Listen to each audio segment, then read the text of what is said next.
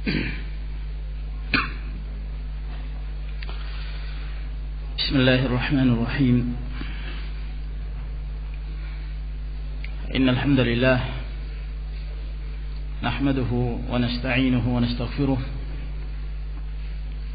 na'udzu billahi min shururi anfusina wa min sayyiati a'malina. Man yahdihillahu fala mudilla lahu wa man yudlil fala hadiya lahu. وأشهد أن لا إله إلا الله وحده لا شريك له وأشهد أن محمدا عبده ورسوله وصلى الله عليه وعلى آله وأصحابه ومن تبعهم بإحسان إلى يوم الدين. أما بعد، أيها الإخوة في الله، telah kita jelaskan pada sesi yang pertama tentang batilnya tuduhan kaum Khawarij terhadap Ahlus Sunnah wal Jamaah dan para ulama'nya, terkhusus salah seorang imam Ahlus Sunnah wal Jamaah pada zaman sekarang ini, dan beliau adalah seorang mujaddid, dan bahkan Syekh Abdul Aziz bin Baz rahimahullah ta'ala ketika beliau memuji Syekh Al-Albani rahimahullah, beliau menyebutkan bahwa saya berharap dia termasuk di antara yang disebutkan oleh Nabi sallallahu alaihi wasallam, Inna Allah yab'athu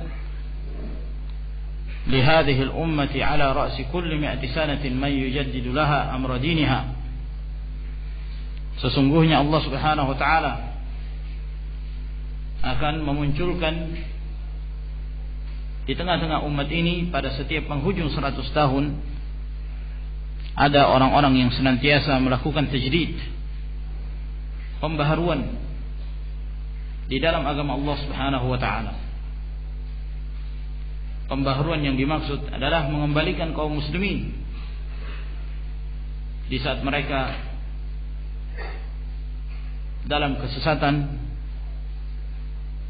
kejahilan terhadap sunnah Nabi sallallahu alaihi wasallam.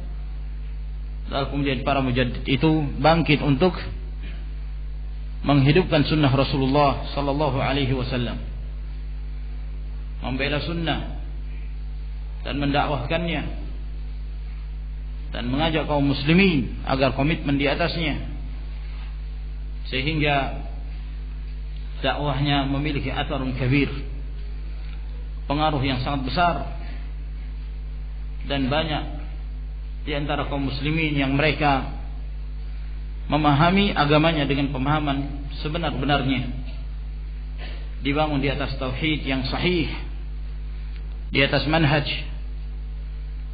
Al-Quran was Sunnah, dan di atas pemahaman salafu hadhihi ummah.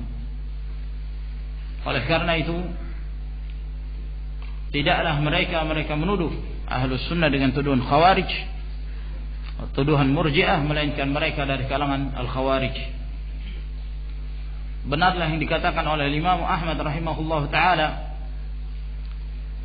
ketika tuduhan ini muncul pada zamannya, maka Imam Ahmad rahimahullah mengatakan, fa ammal khawarij fa innahum yusammuna ahlas sunnati wal jamaah bil murji'ah wa kadzabu fi qawlihim.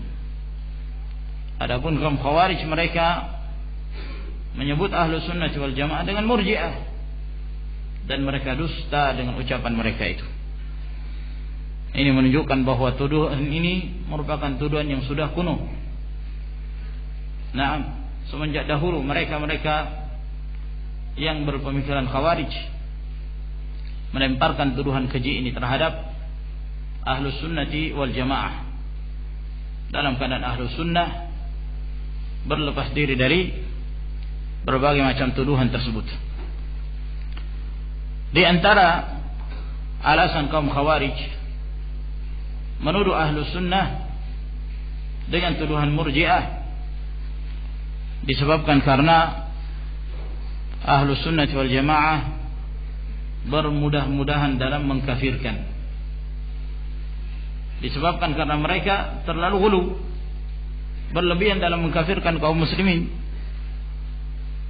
berlebihan dalam menyikapi perbuatan-perbuatan kemaksiatan, sehingga mereka pun sampai kepada tingkatan takfir, mengkafirkan kaum muslimin disebabkan karena perbuatan-perbuatan dosa besar.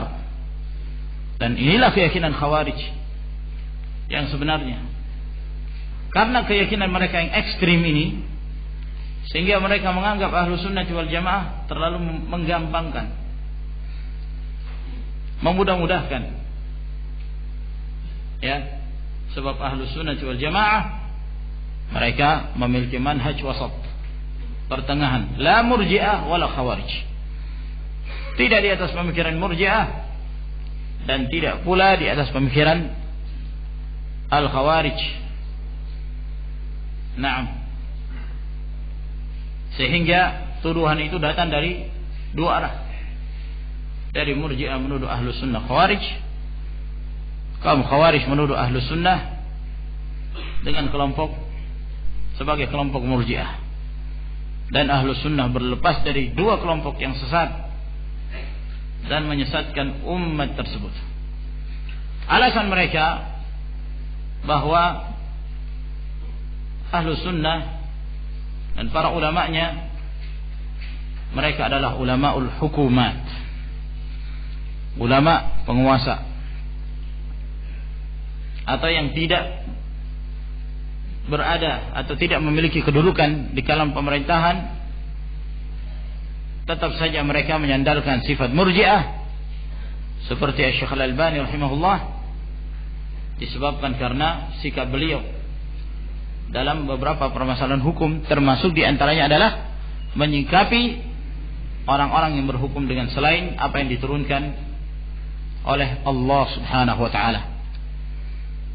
Dan ini ma'asyarul ikhwah rahimakumullah adalah permasalahan yang penting, sebab masalah inilah dibangun di atasnya buku ini, buku Salah Kaprah Salafi, yang judul aslinya Imta'un Nadhar fi Kasyfi Syubhat Murji'atil Asr. Itu membangun tulisan ini di atas pemahaman takfir yang mengkafirkan secara mutlak setiap orang yang berhukum dengan selain apa yang diturunkan oleh Allah Subhanahu wa ta'ala. Lalu kemudian menyebutkan hal-hal yang mereka anggap itu sebagai syubhat dari Ahlus Sunnah. Mereka menyebutnya sebagai syubhat, maka disebutkan secara berurutan syubhat-syubhat tersebut yang nanti akan kita jawab insyaallah ta'ala, bahwa pada hakikatnya itu bukan syubhat, dan itulah yang menjadi sikap Ahlus Sunnah wal Jamaah mulai dari zaman para sahabat dan seterusnya.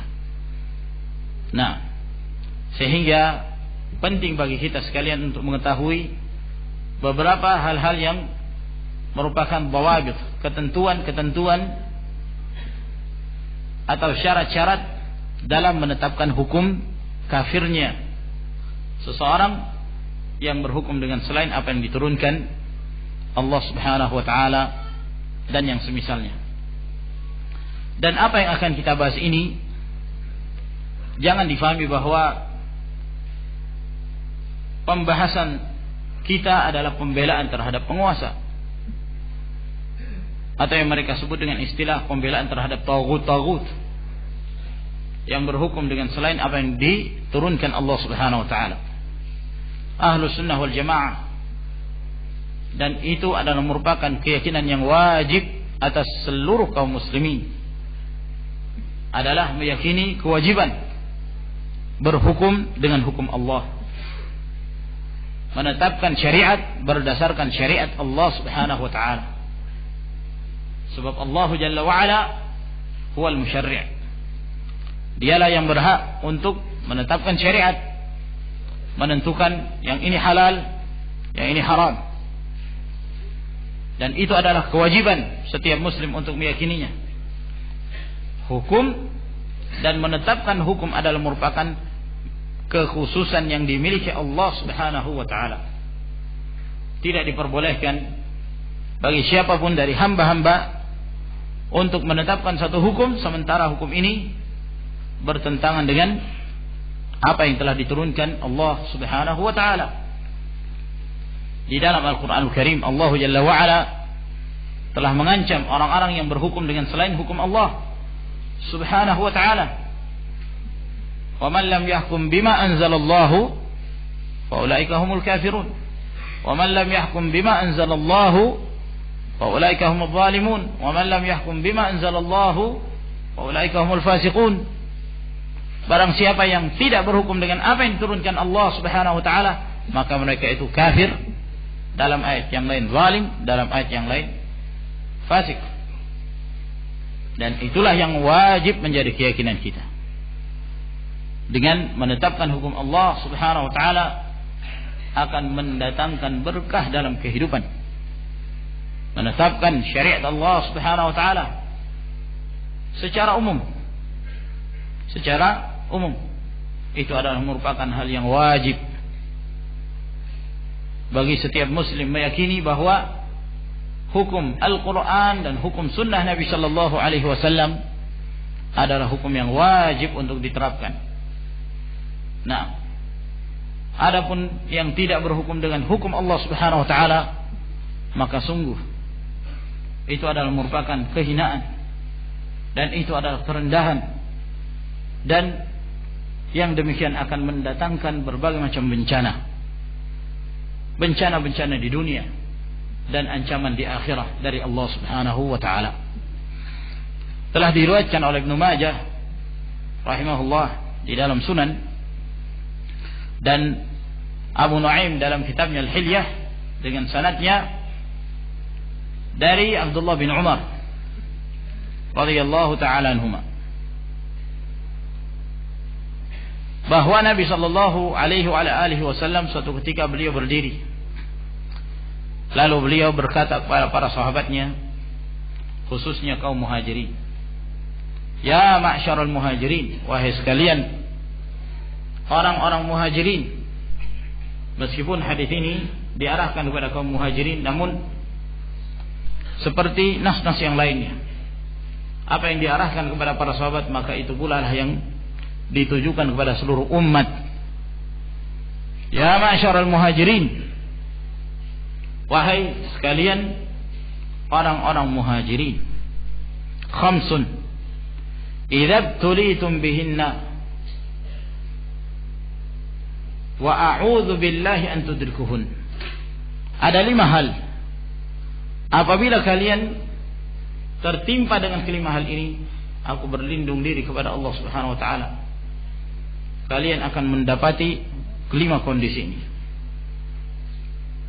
Jadi Nabi sallallahu alaihi wasallam telah menyebutkan dan mengingatkan kepada para sahabatnya akan muncul hal-hal yang seperti ini, dan akan muncul pula akibat dari perbuatan yang menyimpang, pelanggaran terhadap hukum-hukum Allah Subhanahu wa taala di muka bumi.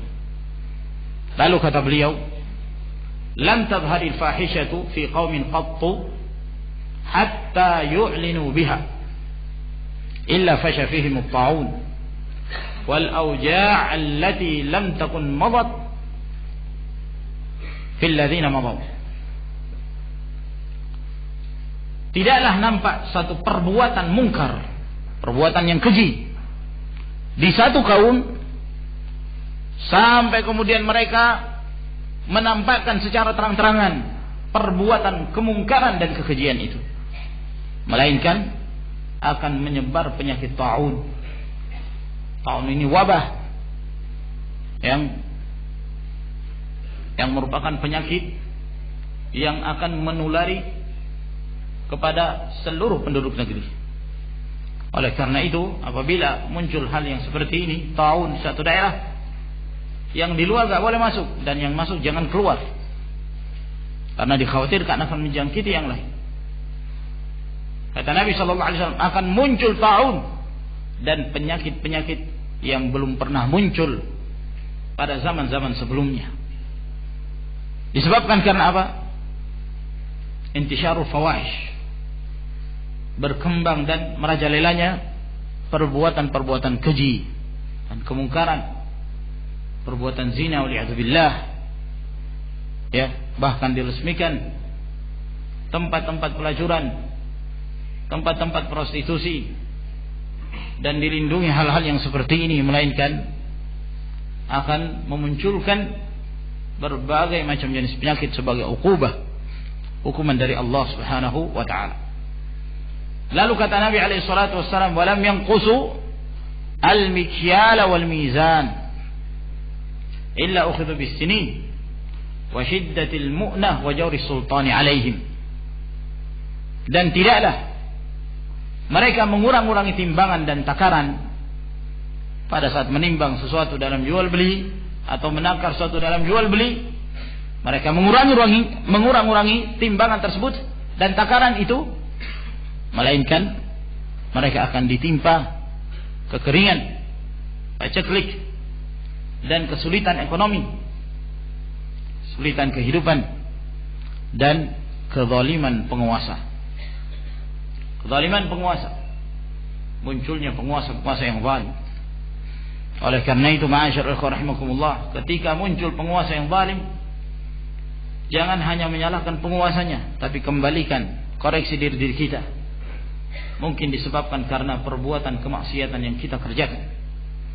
Benar apa yang telah menjadi sikap para ulama Ahlus Sunnah seperti Al-Auza'i, Al-Imam Ahmad bin Hanbal rahimahullah, ketika mereka mengatakan, "Lau kanat li da'watun mustajabah la da'awtuhu li sultan." Kalaulah sekiranya aku punya doa, yang doa ini jelas dikabulkan Allah Subhanahu wa taala, aku akan mendoakan penguasa. Sebab kebaikan penguasa akan mendatangkan berkah dalam negeri tersebut. Kemudian kata Nabi sallallahu alaihi wasallam, "Walam yamna'u zakata amwalihim illa muni'ul qatra minas sama' walaula al-bahaim lam yumtar." Tidaklah mereka mencegah untuk membayar zakat dari harta-harta mereka, melainkan Allah akan menghukum mereka dengan tidak diturunkannya kepada mereka hujan. Kalau bukan karena hewan-hewan ternak, niscaya tidak akan ada hujan yang turun kepada mereka. Tidak akan ada air hujan yang turun pada mereka. Namun kenapa ada hujan? Mungkin Allah Subhanahu wa taala menurunkan hujan tersebut bukan karena manusia, tapi karena di sana ada hewan-hewan ternak. Ini ma'asyiral ikhwah rahimakumullah. Kemudian kata Nabi sallallahu alaihi wasallam, "Walam yanqudhu ahdallahi wa ahda rasulih illa sallatallahu alaihim aduwwan min ghairihim fa akhadhu ba'd ma fi aydihim." Dan tidaklah mereka melanggar perjanjian mereka terhadap Allah dan Rasulnya, yaitu melakukan kemaksiatan, melakukan perbuatan-perbuatan mungkar, melainkan Allah Subhanahu wa taala akan menjadikan suatu kaum dari selain mereka akan menguasai mereka dari musuh-musuhnya. Ya, lalu kemudian merampas sebahagian apa yang dimiliki oleh kaum muslimin. Lalu kata Nabi alaihi salatu wassalam, "Wa ma lam tahkum a'immatuhum bi kitabillah wa yatakhayyaru mimma anzalallah illa ja'alallahu ba'sahum bainahum." Tidaklah para penguasa-penguasa itu berhukum dengan kitabullah, lalu memilah-milah apa yang diturunkan oleh Allah Subhanahu wa taala sesuai dengan hawa nafsu, melainkan kata Nabi sallallahu alaihi wasallam, Allah akan menjadikan perselisihan di antara mereka sendiri. Allah akan menjadikan mereka berselisih. Allah akan menjadikan mereka berpecah antara satu dengan yang lainnya. Kenapa? Disebabkan karena tidak berhukum dengan hukum Allah Subhanahu wa taala. Oleh karena itu, ma'asyar ikhwah rahimakumullah, berhukum dengan hukum Allah adalah suatu hal yang wajib. Nah, gimana cara berhukum dengan hukum Allah? Tentu semuanya dilakukan dengan cara hikmah, dengan dakwah, dan dengan nasihat yang baik. Ud'u ila sabili rabbika bil hikmati wal mau'izatil hasanah. Serulah kepada jalan Rabbmu dengan hikmah dan dengan nasihat yang baik. Ketika terjadi atau ketika kita melihat kemungkaran yang ada di kalangan penguasa, maka tentu hendaknya diselesaikan dengan cara yang baik. Nasihat yang baik. Nasihat secara rahasia. Tidak membuat perkara semakin gaduh. Tidak menyebabkan kejahatan semakin merebak. Ya, dengan berbicara di atas mimbar, lalu kemudian menjelek-jelekkan pemerintah, menjelek-jelekkan penguasa, lalu kemudian melakukan perbuatan-perbuatan onar, bahkan sampai pada tingkat anarkis, bahkan bukan suatu hal yang mustahil, sampai kepada tingkat berusaha untuk melakukan kudeta sehingga menyebabkan terjadinya kekacauan di dalam negeri itu. Siapa yang rugi? Kaum muslimin. Kerugian itu kembali kepada kaum muslimin. Kaum muslimin mereka akan saling bunuh-membunuh antara sebagian mereka dan sebagian yang lainnya.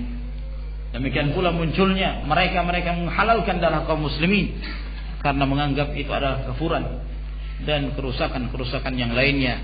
Dan itu adalah suatu hal yang masyhur dalam sejarah-sejarah Islam. Nah, ma'asyiral ikhwah rahimakumullah, apa yang telah kita sebutkan ini adalah merupakan prinsip berhukum dengan hukum Allah Subhanahu wa taala. Akan tetapi yang menjadi permasalahan, apakah setiap mereka yang berhukum dengan selain apa yang diturunkan oleh Allah Subhanahu wa taala kafir, keluar dari Islam? Dan perlu diketahui, pembicaraan masalah kafir dan tidak kafirnya ini kembali kepada seluruh kaum muslimin, seluruh manusia. Nah, jangan hanya memahami bahwa kalau kita berbicara masalah takfir selalu diarahkan ke penguasa, dikit-dikit penguasa, pemerintah. Padahal dia sendiri berhukum dengan selain hukum Allah Subhanahu wa taala. Ya, kalian penguasa menetapkan undang-undang ini, undang-undang itu, qawanin wad'iyah. Nah, lah Anda sendiri pengacaranya berhukum dengan hukum apa? Nah, Anda pakai pengacara berhukum dengan hukum apa? Hukum syariat. Tidak berlaku. Fa ma'asyiral ikhwah rahimakumullah, ketika berbicara seorang itu dengan hal-hal yang berkenaan tentang masalah hukum, berhukum dengan selain apa yang diturunkan oleh Allah Subhanahu wa taala, sikapi secara umum. Nah, jangan hanya mengarahkan kepada hukum, tapi secara umum. Dan perlu diketahui bahwa Ahlus Sunnah wal Jamaah, ya, dalam hal berbicara terhadap hukumah ada syarat-syarat yang lebih khusus. Berbeda dengan pembicaraan pada secara umum kaum muslimin. Nah, dalam masalah takfir, dalam masalah mengkafirkan, disebabkan karena terlalu mudahnya vonis yang diarahkan kepada penguasa dengan tuduhan bahwa mereka itu telah kafir dan mereka itu telah keluar dari Islam, akan menimbulkan kerusakan yang luar biasa, fasad yang akan terjadi di tengah-tengah kaum muslimin. Beda kalau kemudian seorang dihukumi bi'aini, dia sendirian dihukumi, tidak ada hubungan dengan yang lain. Si fulan anta kafir, ya, maka mudaratnya antara dia dengan orang itu saja, tidak berpengaruh kepada yang lain. Tapi kalau yang dihukum itu adalah penguasa, maka pengaruhnya kepada seluruh yang tinggal di dalam negeri tersebut. Ma'asyiral ikhwah rahimakumullah, ada beberapa dhawabit yang perlu kita ketahui yang hubungannya dengan permasalahan memvonis seseorang dengan vonis kafir, keluar dari Islam. Dhawabit yang pertama yang harus kita ketahui bahwa mengkafirkan seorang muslim hukum asalnya adalah haram. Hukum asalnya adalah haram.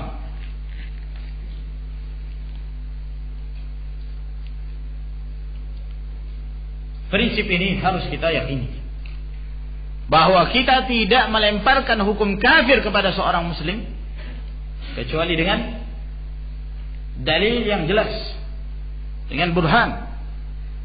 Sebab kalau tidak, maka hukum tersebut akan kembali kepada yang melemparkan tuduhan itu. Nah, Nabi sallallahu alaihi wasallam dalam riwayat Al-Imam Al-Bukhari, beliau bersabda, "Idza qala ar-rajulu li akhihi ya kafir, faqad ba'a bihi ahaduhuma."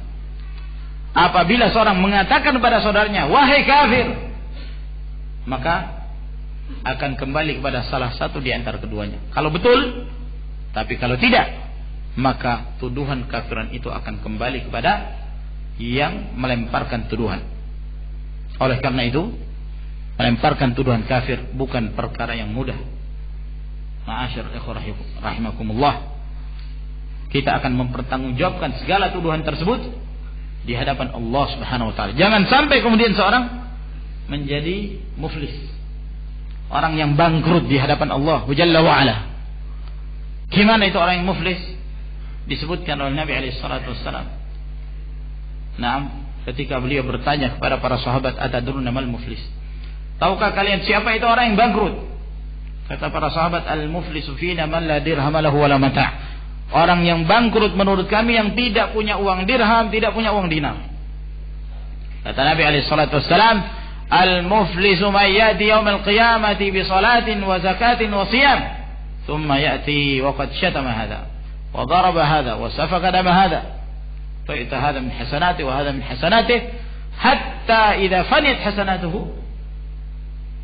faniyat hasanatuhu yutrah alayhi min sayyiati ghairihi thumma yutrahu fin nar. Atau kama qala sallallahu alaihi wasallam, orang yang bangkrut adalah orang yang datang pada hari kiamat, dia membawa setumpuk amal saleh, bawa pahala salatnya, bawa pahala zakatnya, bawa pahala puasanya, bawa macam-macam pahala yang dia bawa. Dia menyangka bahwa dia akan mendapatkan keberuntungan. Maka tibalah proses muhasabah, hisaban. Nah, ternyata ketika di dunia dia pernah mencela si fulan, ya, dia pernah memukul si fulan, dia pernah menumpahkan darah si fulan. Akhirnya orang-orang yang terzalim ini, kebaikan-kebaikan dia dibagi-bagikan, diberikan kepada si fulan yang pernah dia celah, si fulan yang pernah dia pukul, si fulan yang pernah dia zalimi, dan begitu seterusnya, sampai kebaikan-kebaikannya dari amal solehnya ini habis. Ya, sementara masih ada yang harus dia tanggung. Ya, dia pernah menzalimi si fulan, sementara belum ada penebusnya. Akhirnya kesalahan orang itu ditimpakan kepadanya, dan dia pun dilemparkan ke dalam neraka. Tadinya buat amal soleh, akhirnya jadi bangkrut. Bahkan kesalahan orang ditimpakan kepadanya. Ini namanya iflas. Ini kebangkrutan. Dan celaan yang tertinggi ketika seorang itu melemparkan vonis kafir kepada seorang yang muslim. Nah, dikit-dikit kafir. Nah, seakan-akan itu menjadi kesehariannya. Nah, fulan yang tidak sependapat dengannya, fulan murji kafir. Nah, seenaknya menuduh kaum muslim itu kafir. La haula wala quwata illa billah. Walhamdulillah yang beri hidayah kepada ahlus sunnah. Kalau ahlus sunnah, ya, pemahamannya sama seperti mereka, ya apa jadinya kalau kita menyikapi hadis Abu Hurairah? Apabila seorang mengatakan pada saudaranya muslim, ya kafir, kalau itu benar, maka kalau tidak dikembalikan kepadanya. Kalau kita menerima zahir hadis ini, maka kekufuran itu kita tidak terima, kita kembalikan pada dia, kamu yang kafir. Wah, jadi repot akhirnya. Nah, akhirnya yang ini, yang khawarij tidak mau sholat di belakang ahlus sunnah nggak mau sholat di belakang khawarij. Tapi ahlus sunnah orang-orang yang adil, alhamdulillah. Wala yajrimannakum syana'anu qaumin ala an ta'dilu ala alla ta'dil i'dilu huwa aqrabu littaqwa. Jangan menyebabkan kebencian kalian terhadap suatu kaum membuat kalian tidak berbuat adil. Berbuat adil. Berbuat adillah kalian. Yang demikian lebih mendekatkan diri kepada takwa kepada Allah Subhanahu wa taala. Nah, maka kita mengatakan khawarij tidak kafir. Ya. Kata Ali bin Abi Thalib radhiyallahu ta'ala, hum ikhwanuna alladziina baghaw alaina. Mereka itu adalah saudara-saudara kita yang mereka baghaw, melakukan pemberontakan terhadap kami. Nah, maka kami katakan, wahai kalian orang-orang khawarij, kalian orang-orang sesat, kalian orang-orang yang telah menyimpang, kalian orang-orang yang telah jauh dari sunnah Rasul sallallahu alaihi wasallam. Kembalilah bertaubat kepada Allah Subhanahu wa taala. Kalian adalah ahlul bid'ah, namun kami tidak mengkafirkan kalian, disebabkan karena di dalam kepala kalian itu ada syubhat, ada racun-racun pemikiran khawarij yang belum keluar dari kepala kalian itu, sehingga itu yang menyebabkan kalian buta untuk melihat kebenaran kitabullah dan sunnah Rasulnya sallallahu alaihi wasallam. Maka ketentuan dhabit ini bahwa menghukumi seorang kafir, menghukumi seorang muslim itu dengan hukuman kafir adalah haram kecuali dengan burhan.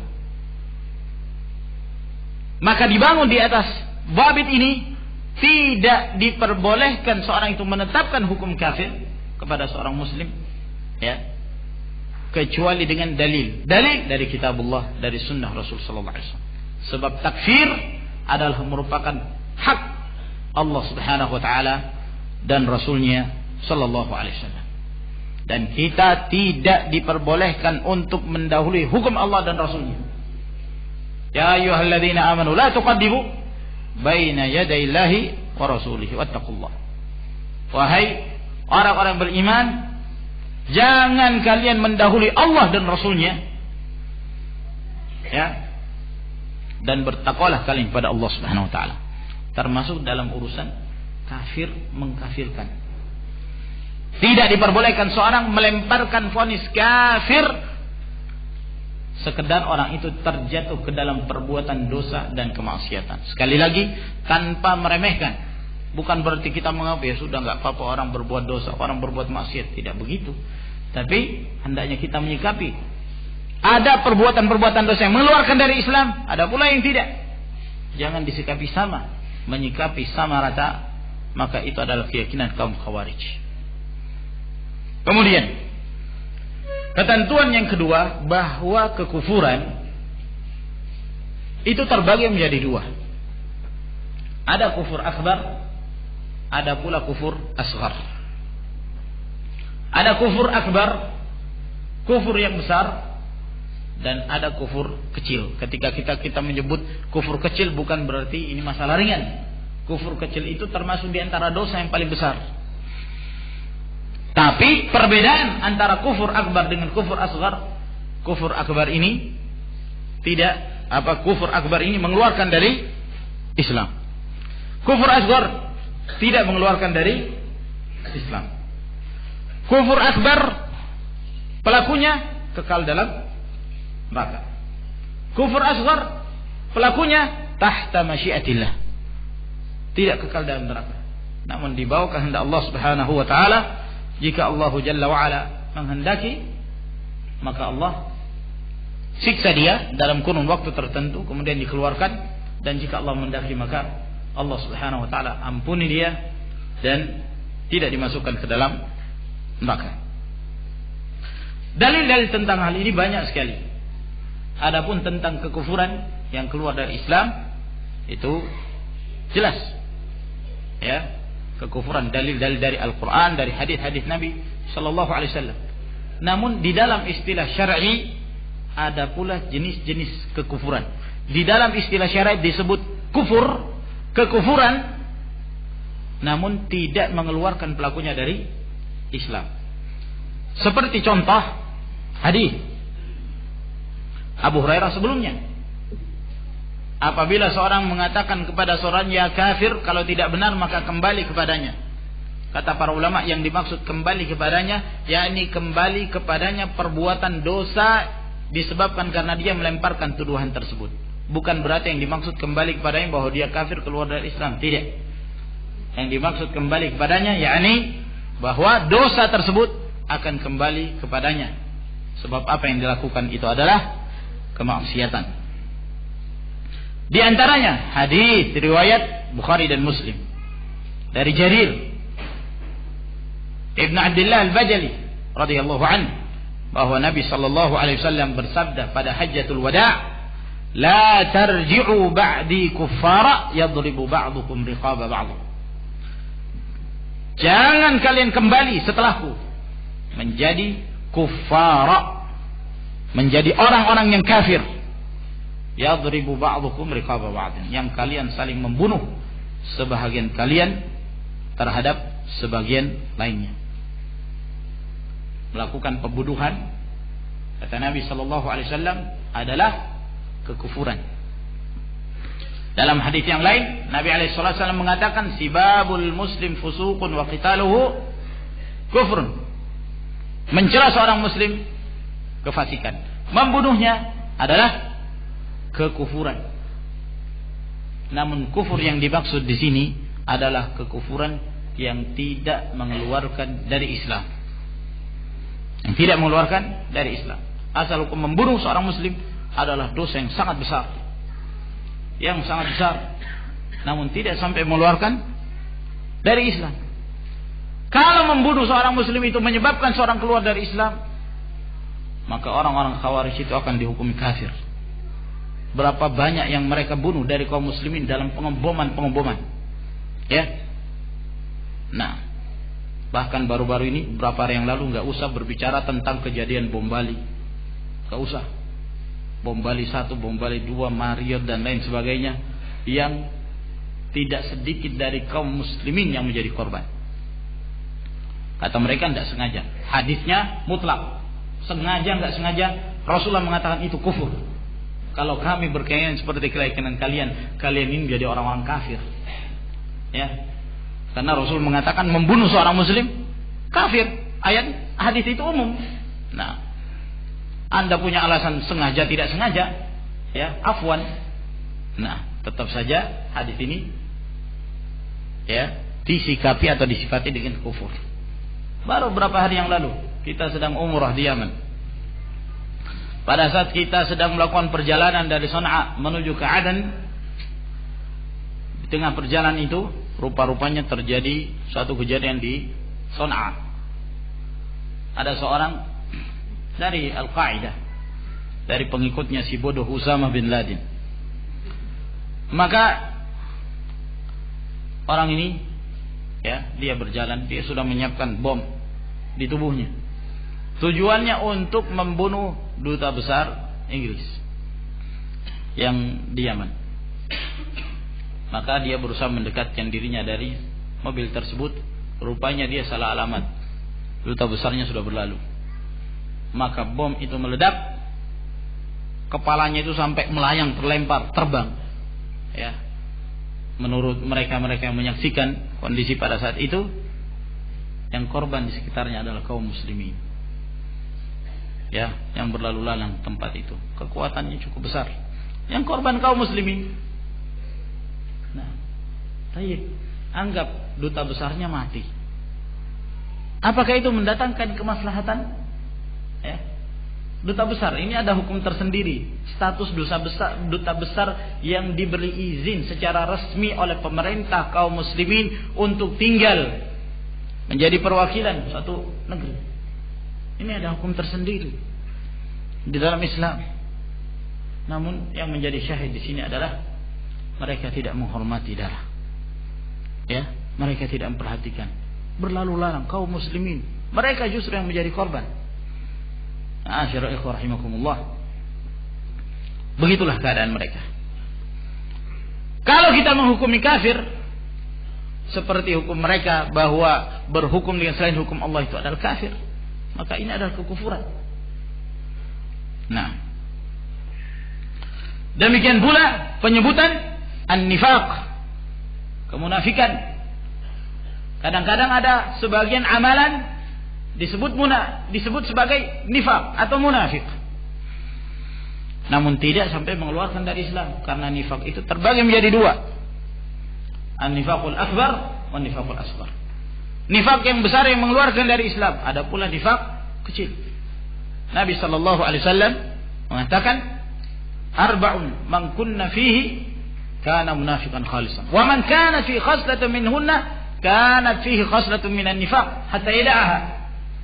Ada 4 hal yang apabila ada pada diri seorang menjadi munafik khalis, munafik tulen, khalis.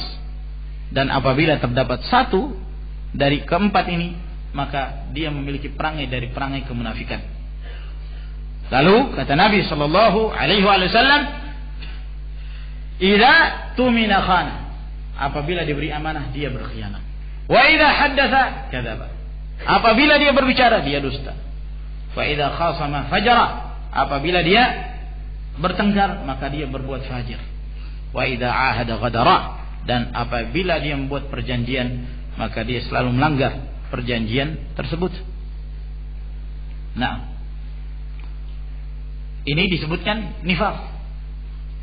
Anggap ada seorang terkumpul 4 ini. Kalau bicara senangnya dusta, kalau diberi amanah sukanya berkhianat, kalau dia berjanji nggak pernah ditepati. Nah, terus kalau bertengkar sukanya fajir. Jadi apa orang? Munafik. Kata Nabi, munafik khalis. Kafir nggak?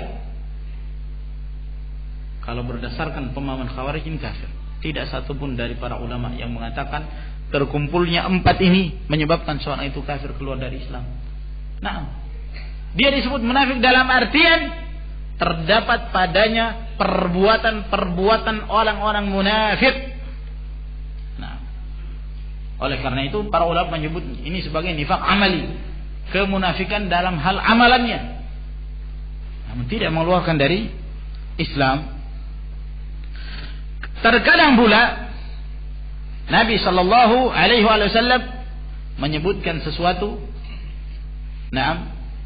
dengan penyebutan si fulan bukan dari kami.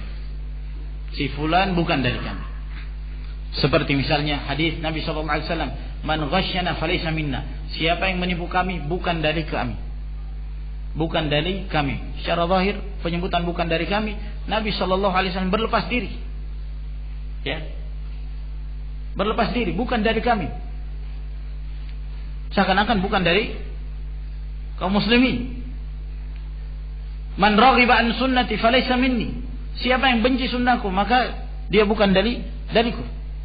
Dan yang semisalnya dari penyebutan tersebut, ini juga tidak sampai menyebabkan seorang itu keluar dari Islam, namun dia melakukan dosa besar. Atau terkadang nas-nas disebutkan dengan menafikan keimanan seseorang. Tidak ada iman. Misalnya Nabi SAW mengatakan, la yu'minu ahadukum hatta yuhibba li akhi ma yuhibbu li nafsi. Tidak beriman salah seorang kalian sampai dia mencintai saudaranya seperti dia mencintai dirinya sendiri. Ya. Sebagaimana dia cinta pada dirinya sendiri.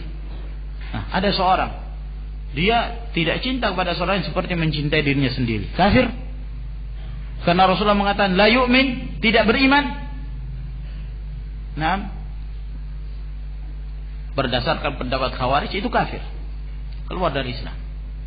Namun Ahlus Sunnah tidak satupun yang mengatakan demikian. Oleh karena itu Abu Ubaid Al-Qasim bin Sallam, saya kira Abu Ubaid Al-Qasim bin Sallam yang beliau punya Kitabul Iman yang ditahqiq oleh Asy-Syaikh Al-Albani rahimahullah taala, yang mereka menuduhnya dengan tuduhan murji'ah. Abu Ubaid ini tidak ada keraguan bahwa beliau adalah Ahlus Sunnah. Tidak ada seorang pun dari ulama yang mengatakan dia adalah murji' atau yang semisalnya. Al-Azhari mengatakan, menjelaskan tentang Abu Ubaid, kata beliau, kana Abu Ubaid dayyinan fadilan aliman faqihan sahib sunnah. Bahwa Abu Ubaid ini Al-Qasim Sallam seorang yang taat beragama, seorang yang faqih, seorang yang alim, seorang punya keutamaan, dan sahibus sunnah. Apa kata Abu Ubaid setelah beliau menyebutkan 4 keadaan dari hadis-hadis Nabi sallallahu alaihi wasallam? Kita ulang kembali dari jenis-jenis hadis yang disebutkan oleh Nabi sallallahu alaihi wasallam yang seakan-akan mengarahkan kepada kekufuran, keluar dari Islam. Yang pertama disebutkan kufur, ya, seperti tadi membunuh seorang muslim disebutkan dan disifati dengan kekufuran. Nah, kemudian disebut nifaq, orang yang memiliki 4 karakter tadi disebut munafik. Kemudian yang ketiga, apa yang ketiga? Laisa minni, bukan dariku. Ya. Yang keempat, penafian iman, tidak beriman. Setelah beliau menyebutkan keempat jenis hadis yang seperti ini, kata beliau, hadhihi arba'atu anwa'in minal hadis. qad kada an-nasu fiha ala arba'ati asnaf min at-ta'wil. Ini 4 jenis dari hadis di mana manusia, yakni mereka yang menisbahkan pada Islam, ada 4 terbagi menjadi 4 kelompok dalam hal memahami hadis ini.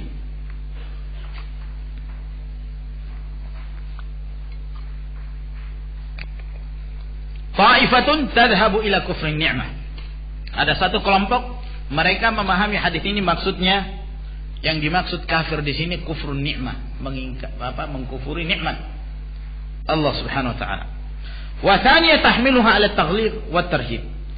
Kelompok yang kedua mengatakan bahwa nas-nas hadis itu yang dimaksud oleh Nabi adalah taghlib, untuk menyebutkan secara keras, ya, sebagai peringatan dan menakut-nakuti umatnya. Namun bukan yang dimaksudkan sebenarnya. Ya, ketika dikatakan laisa minni, bukan dariku, ya, bukan yang dimaksudkan sebenarnya, hakikatnya. Namun itu hanya tarhib, di mana Rasulullah menakut-nakuti umatnya. Yang ketiga, taj'aluha kufra ahli riddah. Memahami hadis-hadis ini semuanya menunjukkan murtadnya orang-orang yang terjatuh ke dalam perbuatan dosa tersebut. Siapa yang tidak mencintai saudara seperti cinta kepada dirinya sendiri, maka kafir, keluar dari Islam. Nah, siapa yang tidak punya amanah, kafir, keluar dari Islam. Siapa yang suka bohong, kafir, keluar dari Islam. Dan seterusnya. Dan yang keempat, tadhhabuha kullaha wa taruddaha. Nah, kelompok yang keempat ini menolak semua nas-nas tersebut. Kata beliau setelah menyebutkan 4 jenis ini, kullu hadhil wujuh indana marduda ghairu maqbulah. Semua cara-cara penakwilan ini semuanya tertolak, tidak ada yang benar dan tidak ada yang diterima. Lima yadkhuluha minal khalal wal fasad. Ya, disebabkan karena penakwilan tersebut tidak terlepas dari kerusakan dan keburukan. Wa innal ladzi 'indana fi hadzal bab kullihi, namun yang menjadi keyakinan kami dalam permasalahan ini semuanya, annal ma'asi wadz-dzunub la tuzilu imanan wa la tujibu kufra. Bahwa perbuatan-perbuatan kemaksiatan dan dosa ini itu tidak menghilangkan iman secara menyeluruh dan tidak pula menyebabkan kekufuran. Walakinnaha innama tanfi minal imani haqiqatahu wa ikhlasahu alladhi na'atallahu bi ahlah.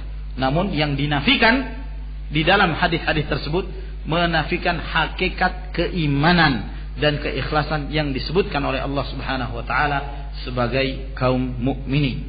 Nah, sebagai kaum mukminin, karena kaum muslimin secara umum atau kaum mukminin, mereka-mereka yang memiliki keimanan bertingkat-tingkat sebagaimana yang kita sebutkan, yazidu wa yanqus, bertambah dan berkurang.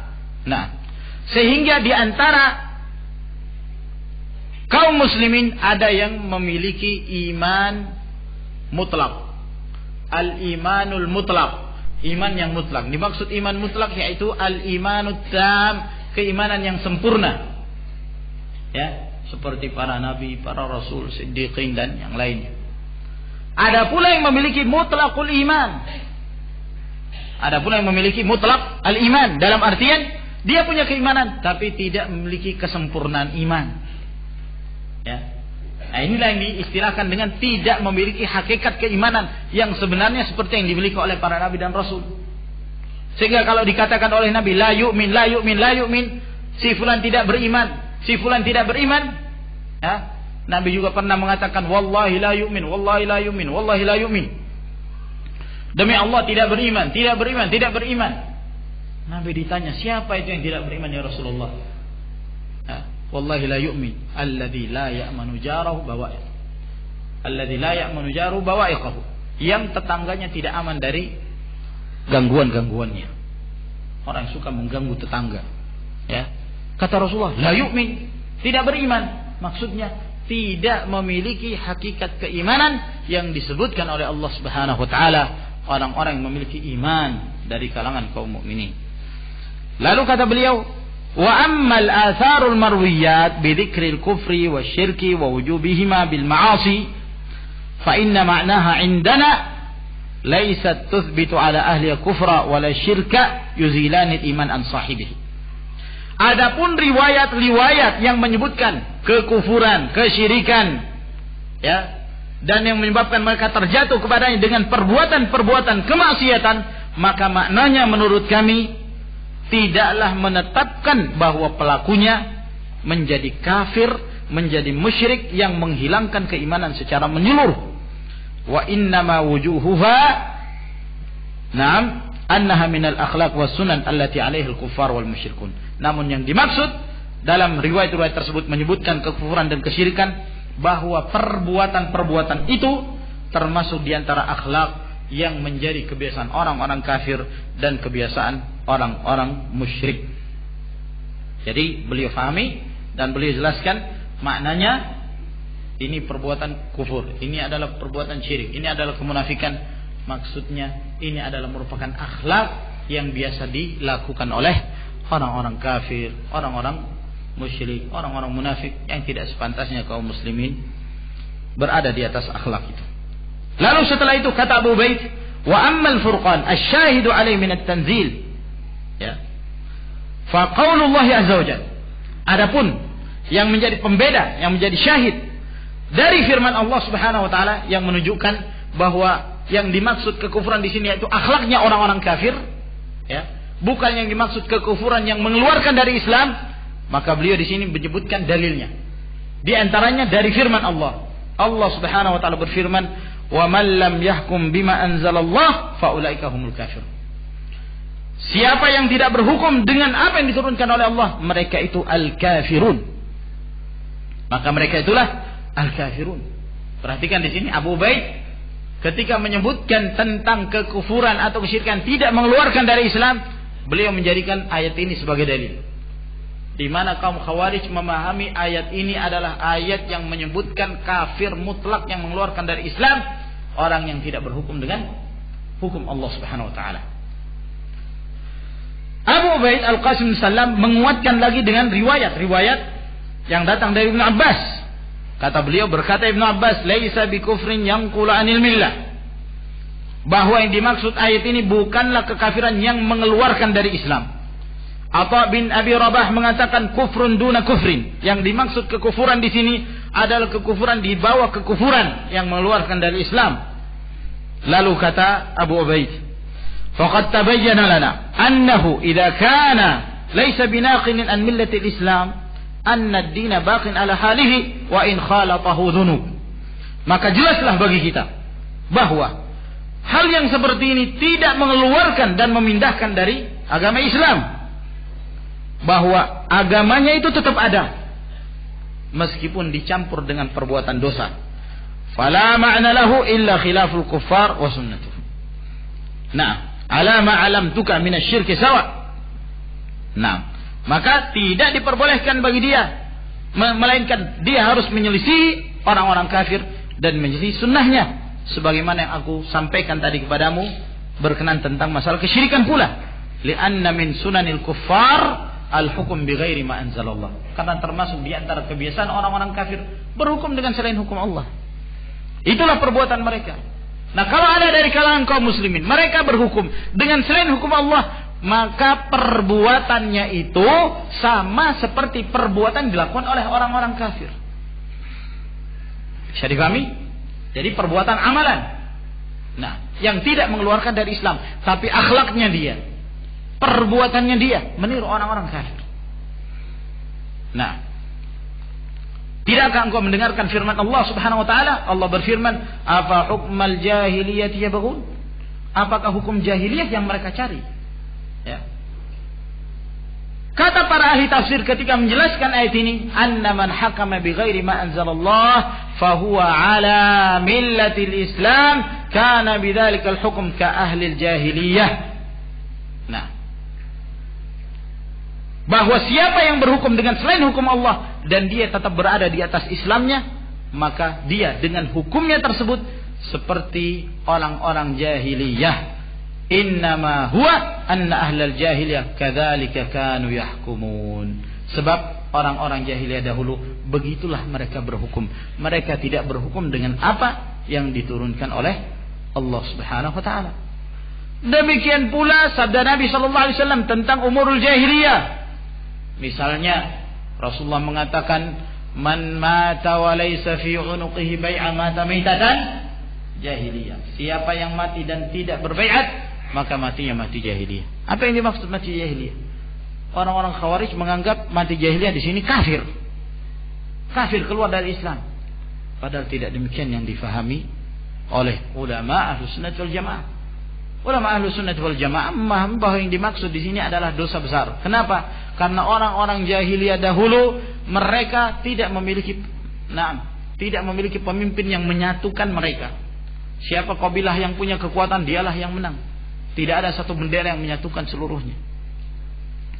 Karena mereka tidak punya pemimpin. Orang yang keluar dari baiat kepada seorang penguasa resmi, maka dia disebut sebagai orang mati di atas mati jahiliyah, bukan mati kafir, tapi dia mati dalam keadaan melakukan dosa besar karena meniru cara-cara dan akhlaknya kaum jahiliyah. Nah, jadi jelas Abu Ubaid Al-Qasim Sallam memahami firman Allah Subhanahu wa taala, "Wa man lam yahkum bima anzalallahu fa ulaika humul kafirun." Ini ayat ya diarahkan kepada siapa? Mereka-mereka yang berhukum dengan selain hukum Allah Subhanahu wa taala dalam keadaan mereka mengaku sebagai muslim. Nah, dan mereka tidak maksudkan untuk menentang hukum Allah Subhanahu wa taala, tapi mereka melakukan perbuatan kemaksiatan. Nah, diarahkan kepada mereka. Bukan kekufuran yang mengeluarkan dari Islam. Tentu ada klasifikasi ya. Ada hal-hal yang mengeluarkan dari Islam, ada yang tidak mengeluarkan. Namun asal dari ayat ini telah dijelaskan oleh Abu Ubaid bahwa ini termasuk jenis kekufuran yang merupakan kufur amal. Orang melakukannya, dia melakukan dosa besar namun tidak mengeluarkan dari Islam. Sekiranya Abu Ubaid Al-Qasim Sallam tinggal di Solo, mungkin sudah dituduh murji. Atau tinggal di mana dikenal sebagai ulama zaman kini, akan dituduh oleh murji'ah. Dituduh murji'ah oleh mereka, kaum Khawarij. Nah, sekarang tentang asar Ibnu Abbas, di sini disebutkan dalam kitab salah kaprah mereka terhadap salafiyin. Pada syubhat yang pertama tentang permasalahan kufrun duna kufrin, lalu menjelaskan tentang riwayat Ibnu Abbas, bahwa Ibnu Abbas menjelaskan firman Allah Subhanahu wa taala, "Wa man lam yahkum bima anzalallahu fa ulaika humul kafirun." Ibnu Abbas menjelaskan bahwa yang dimaksud kufur di situ tidak seperti kufur kepada Allah, kepada Rasul, kepada malaikat, atau dalam riwayat yang lain kufur yang tidak mengeluarkan dari Islam. Namun di sini dia Abu Muhammad Al-Maqdisi ingin menampakkan keilmiahannya, sok ilmiah, untuk melemahkan riwayat Ibnu Abbas.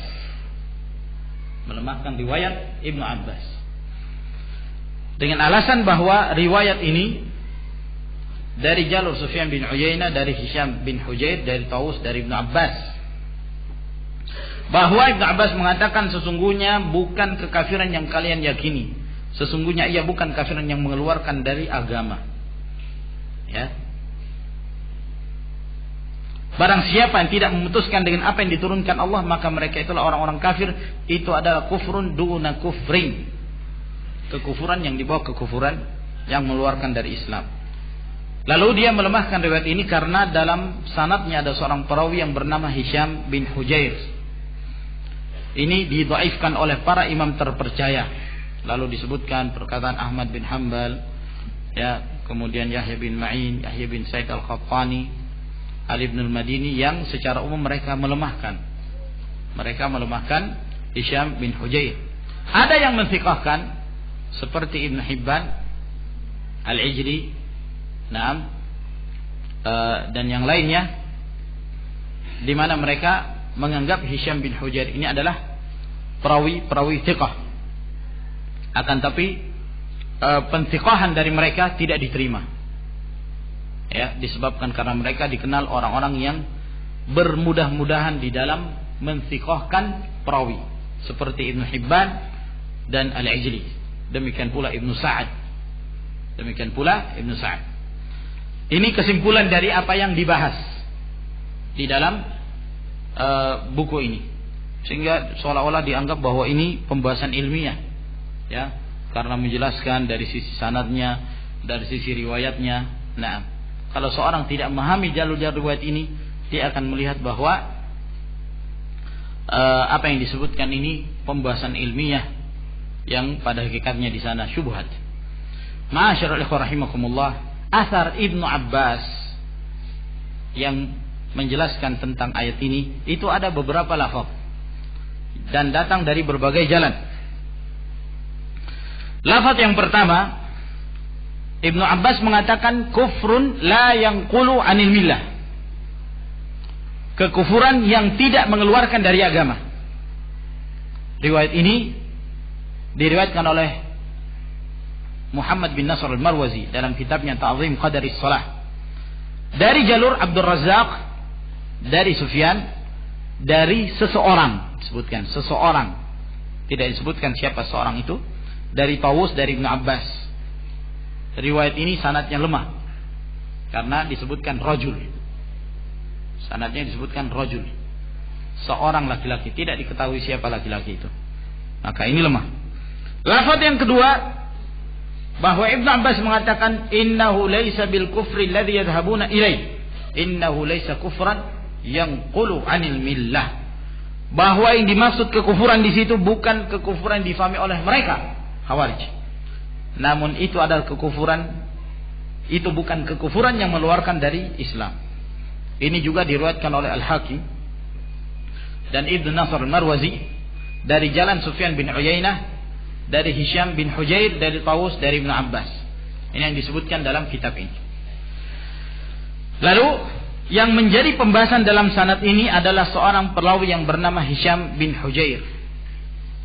Nah, memang betul Hisham bin Hujair ini dilemahkan oleh Ahmad bin Hanbal, Yahya bin Ma'in, Al-Uqaili, dan sekelompok para ulama, Ibnul Madini dan yang lainnya.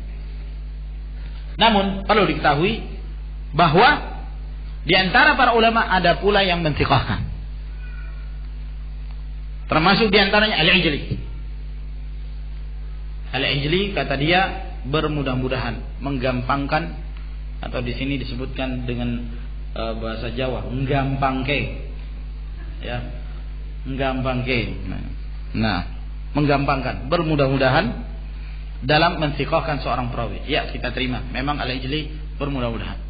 Ibnu Sa'ad juga bermudah-mudahan, dan seringnya dia mengambil riwayat dari Al-Waqidi, sementara Al-Waqidi seorang perawi yang matruk.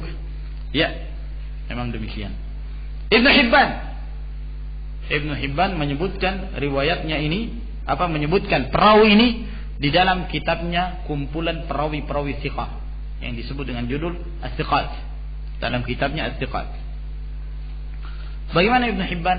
Disebutkan pula oleh Abu Muhammad al-Maqdisi ini. Ya, sini saya bacakan apa yang disebutkan. Oleh sebab itu tidak ada yang menthiqahkan Hisham bin Hujair kecuali kaum mutasahilun, kaum yang suka menggampangke, seperti Ibnu Hibban, karena sungguh dia Ibnu Hibban terkenal suka menggampangke dalam menthiqahkan orang. Begitu juga Al-Ajli, tentangnya Al-Muallimi Yamani berkata tauthik penthiqan Al-Ajli telah saya kaji, dan dia persis seperti tauthik Ibnu Hibban, bahkan lebih longgar lagi. Sebutkan dari kitab Al-Anwar Al-Kashif. Namun pada hakikatnya ikhwan, Ibnu Hibban ketika saya merujuk ke kitabnya At-Thiqat, dia mengatakan tentang Hisham bin Hujair. Hisham bin Hujair Hijazi, orang berasal dari Hijaz. Yarwi an Tawus, rawa anhu Sufyan ibn Uyainah wa ahlul Hijaz. Dia meriwayatkan dari Tawus, dan yang meriwayatkan darinya adalah Sufyan ibn Uyainah dan penduduk Hijaz. Ini yang disebutkan Ibn Hibban. Berarti ini menunjukkan Hisham bin Hujair adalah perawi yang ma'ruf, diketahui. Perawi yang diketahui. Nah, artinya dikenal. Ibn Hibban mengenalnya dan para ulama yang lain mengenalnya. Sementara Ibnu Hibban khususnya dalam hal at-tasahul, ya, bermudah-mudahan, gampang kayak itu, ya. Ibnu Hibban dikenal tasahulnya, gampang kayaknya ini, itu dalam menfiqahkan perawi-perawi yang majhul. Tidak semua, tidak bisa dihukumi secara mutlak bahwa Ibnu Hibban itu mutasahil fi taufiq, bermudah-mudahan dalam menfiqahkan orang. Tapi ada keadaan khusus, ya, ada keadaan khusus. Sama saya beri contoh seperti yang lain, Al-Hakim, Al-Imam Hakim Muhammad bin Idris. Nah, beliau punya banyak karangan. Di antara tulisan beliau Mustadrak Al-Hakim. Nah, Mustadrak Al-Hakim ini banyak kesalahan-kesalahan, banyak kekeliruan dalam Al-Hakim menetapkan hukum. Nah, namun kata para ulama bahwa Al-Hakim ini, ya, dia sangat lemah dalam menetapkan hukum dan mensahihkan hadis-hadis yang tidak sahih, itu khusus dalam kitabnya Mustadrak. Disebabkan karena kitab ini beliau tulis setelah selesai beliau belum sempat melakukan recheck kembali, melakukan tamhis, penyaringan untuk memisahkan mana yang benar-benar sahih, mana yang tidak benar. Belum sempat, beliau sudah meninggal. Sehingga keadaannya seperti itu. Kadang-kadang beliau mengatakan sahih, ternyata dilihat ada perawi yang sangat lemah, tidak bisa dijadikan sebagai hujjah. Kadang-kadang beliau mengatakan hadis ini sahih berdasarkan syarat Bukhari dan Muslim, ternyata tidak. Tidak demikian keadaannya. Nah, tapi ini khusus tasahul, bermudah-mudahnya Al-Hakim dalam kitab Mustadrak, tidak dalam kitab-kitab beliau yang lainnya. Nah, Ibnu Hibban, keadaan beliau dalam menfiqahkan orang, seorang perawi, itu berbeda-beda keadaannya. Nah, dan ini juga dijelaskan oleh Al-Muallimi dalam kitabnya At-Tankil yang ditahqiq pula oleh Syekh Al-Albani rahimahullah taala. Nah, disebutkan dalam kitab At-Tankil tersebut, jilid 1 halaman 437 sampai 438. Kata beliau, wa tahqiqu anna tawthiqahu ala darajat. Yang tahqiq yang benar, dan perlu diketahui bahwa Al-Muallim Al-Yamani ini salah seorang di antara Imam Al-Jarh wa Ta'dil, dalam artian beliau khususnya dalam pembahasan Jarh wa Ta'dil daqiq, ya, sangat teliti sekali. Dan itu nampak sekali dari kitab-kitab beliau. Nah, dan ini pula disaksikan oleh Syekh Al-Albani. Syekh Al-Albani dalam tahqiq-tahqiqnya terhadap kitab Al-Muallimi, beliau sangat memuji, menunjukkan ketelitian ilmu yang dimiliki oleh Al-Muallimi Al-Yamani rahimahullah. Kata beliau, yang tahqiq bahwa tautsik Ibnu Hibban itu bertingkat-tingkat. Yang pertama, apabila Ibnu Hibban secara jelas menyebutkan dalam kitabuz thiqat, dia menyebutkan sifat orang tersebut. Misalnya dia mengatakan kana mutqinan, orang ini teliti, atau mustaqimul hadis, hadisnya lurus, atau yang semisalnya. Jenis yang pertama ini, kata beliau, penfiqahan Ibnu Hibban terhadap perawi yang disebutkan sifatnya, ya, itu tidaklah lebih rendah kedudukannya dari para imam-imam yang lain. Bahkan terkadang penfiqahan Ibnu Hibban lebih kokoh daripada penfiqahan yang lain, ya, penfiqahan perawi-perawi yang lain. Ini jenis yang pertama. Yang kedua, ayyakuna rajul min syuyukhihi alladhina jalasa wa khabarahum, bahwa orang yang difiqahkan oleh Ibnu Hibban termasuk gurunya, sehingga Ibnu Hibban duduk dengannya dan betul-betul mengetahui keadaan orang tersebut. Jenis tautsik yang kedua ini qaribum minha, mendekati penfiqahan jenis yang pertama, bahwa penfiqahan ini kuat, ya, dan teranggap, nah, apa yang disebutkan oleh Ibnu Hibban. Yang ketiga, ayyakuna minal ma'rufin bi kathratil hadis, bihaitsu yu'lam anna Ibnu Hibban waqafa lahu ala ahadits katsirah, bahwa perawi tersebut termasuk di antara orang yang banyak meriwayatkan hadis, di mana Ibnu Hibban mengetahui hadis-hadisnya yang banyak tersebut. Maka jenis pentautsik yang ketiga ini, kata beliau, maqbulah, diterima, tidak ditolak, tidak dikatakan tasahul. Yang keempat, ayyadhhara min siyaqi kalamihi annahu qad arafa dzaka ar-rajul ma'rifatan jayyidah.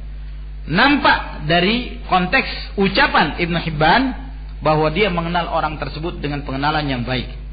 Jenis tausiknya yang keempat, salihah, bagus, salihah. Ini bisa dijadikan sebagai pegangan. Dan yang kelima, maduna dzalik, yang lebih rendah dari itu, ya, seperti orang-orang yang majhul, orang-orang yang tidak diketahui. Yang kelima ini kata beliau, ya. Nah, yang kelima ini kata beliau, la yu'manu fiha al-khalal, tidak aman dari kesalahan. Tidak aman dari kesalahan. Maka di sini menunjukkan bahwa Ibnu Hibban ketika beliau mensiqahkan perawi itu bertingkat-tingkatkannya. Tidak bisa disikapi bahwa Ibnu Hibban secara mutlak mutasahil. Ya. Oleh karena itu, Asy-Syaikh Al-Albani rahimahullah taala beliau memandang adanya saling, dalam artian ada tadarub, yang sebagian mengatakan itu dhaif, sebagian lagi mengatakan thiqah. Sehingga Syekh Al-Albani mengambil sikap tengah bahwa hadis Hisham bin Hujair ini tidak turun dari tingkatan hasan. Tidak turun dari tingkatan dihasankan hadisnya. Wallahu taala a'lam. Nah, kemudian lafaz yang keberapa ini? Yang ketiga.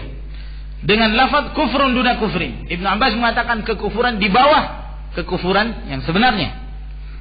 Hadis ini diriwayatkan oleh Al-Hakim dari jalan Ibnu Uyainah dari Hisham bin Hujair dari Tawus dari Ibnu Abbas. Di dalam sanadnya perawi yang sama, yaitu Hisham bin Hujair. Lafaz yang keempat, hiya bihi kufrun. Ya, dia dengan perbuatan itu kufrun, kekufuran.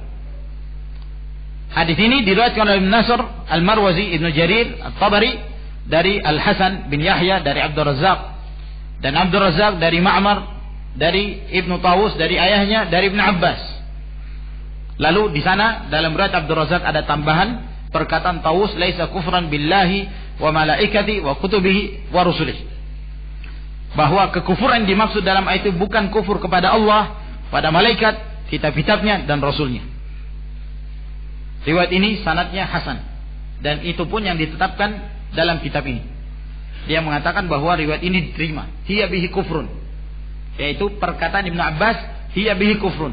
Dia dengan perbuatan itu kufrun, kekufuran.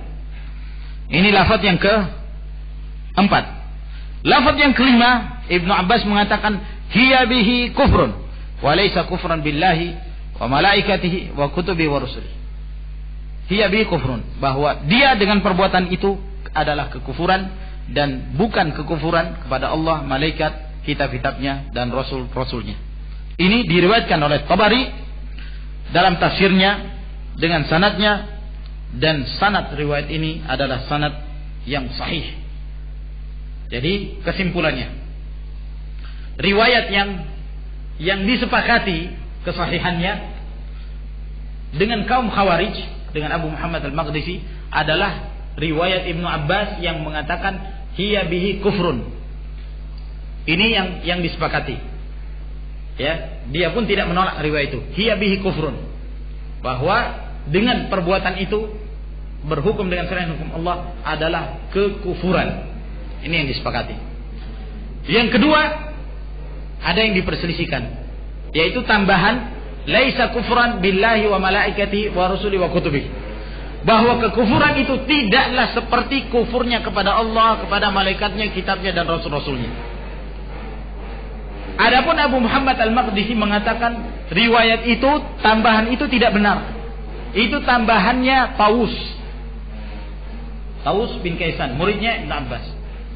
Nah, sementara kita mengatakan tidak. Tambahan itu adalah tambahan yang sahih dari perkataan Ibnu Abbas. Apa alasannya si Abu Muhammad Al-Maqdisi? Ya, dia mengatakan bahwa riwayat tersebut, tambahan itu, memang dalam satu riwayat disebutkan dalam riwayatnya Tabari, Ibnu Jarir, disebutkan di situ tanpa membedakan. Dalam artian seakan-akan seluruhnya perkataan Ibnu Abbas. Hiya bihi kufrun, laisa kufran billahi wa malaikatihi wa kutubihi wa rusulihi. Itu adalah kekufuran, tapi bukan kekufuran pada Allah, Rasulnya, malaikat dan kitab-kitabnya. Seluruhnya secara zahir ucapan Ibnu Abbas. Tapi kata Abu Muhammad Al-Maqdisi, disebutkan dalam riwayat Abdul Razzaq bahwa Abdul Razzaq meriwayatkan hadis tersebut. Disebutkan dengan membedakan bahwa hiya bihi kufrun, ucapan Ibnu Abbas, kemudian Tawus mengatakan laisa kufran billah. Maka ini menunjukkan bahwa tambahan laisa kufran itu adalah riwayat mudraj. Yang menjadi permasalahan di sini adalah menguatkan antara pendapatnya, antara riwayatnya Abdul Razzaq dengan riwayatnya Sufyan Ats-Tsauri. Dia di sini salah. Dia mengatakan Sufyan bin Uyainah. Ini keliru. Nah, karena dia tidak mengerti ilmu hadis, sibuk ngurusi orang. Nah, dia mengatakan Sufyan bin Uyainah. Yang sahih itu adalah Sufyan bin Sa'id bin Masruq. Karena yang meriwayatkan dari Sufyan adalah Waqi'. Ya, dan sama-sama dari Kufah. Sufyan bin Uyainah Makkah. Nah, sehingga apabila yang meriwayatkan itu adalah Sufyan dari Waqi', maka Sufyan di situ adalah Sufyan Ats-Tsauri. Nah, sekarang jadi permasalahan siapa yang lebih kuat, riwayat Abdul Razzaq ataukah riwayatnya Sufyan Ats-Tsauri? Nah, bagi siapa yang melihat perkataan para ulama, khususnya dalam hal melihat murid-murid yang paling thiqah, yang paling kokoh dalam meriwayatkan hadis dari Abdul Razzaq, dia akan mengetahui bahwa Sufyan Ats-Tsauri lebih kokoh riwayatnya. Sufyan Ats-Tsauri lebih kokoh riwayatnya dari Waqi'. Nah, dan dari yang lainnya. Berbeda dengan Abdul Razzaq. Abdul Razzaq kadang-kadang keliru, apalagi ketika dia memberitakan hadis dari hafalannya, kadang-kadang terjadi kekeliruan. Ya, dia kokoh ketika meriwayatkan hadis langsung dari kitabnya, dia baca. Tapi ketika dia yuhaddits min hifdhihi, memberitakan dari hafalannya, maka kadang-kadang terjadi kekeliruan. Sufyan Ats-Tsauri tidak demikian. Oleh karena itu, yang kuat dalam riwayat ini adalah riwayat Sufyan Ats-Tsauri, bukan riwayat Abdul Razzaq. Sehingga seharusnya yang benar kita mengatakan bahwa riwayat Abdul Razzaq sahih dan riwayat Sufyan Ats-Tsauri sahih. Dalam artian itu dikatakan Ibnu Abbas dan itu juga diucapkan oleh Tawus. Ya. Itu juga diucapkan oleh Tawus. Kemudian anggap itu adalah bukan perkataan Ibnu Abbas. Tawus bin Kaisan, murid Ibnu Abbas, beliau orang yang paling mengerti tentang keyakinannya Ibnu Abbas. Sehingga untuk memahami perkataan Ibnu Abbas, hiya bihi kufrun, siapa yang didahulukan? Pemahamannya Abu Muhammad Al-Maqdisi, pemahamannya Ba'ashir, pemahamannya Abu Qatadah Al-Falastini, atau pemahamannya muridnya yang duduk bersamanya ngambil ilmu ngaji langsung dari Ibnu Abbas, Tawus bin Kaisan. Siapa yang didahulukan?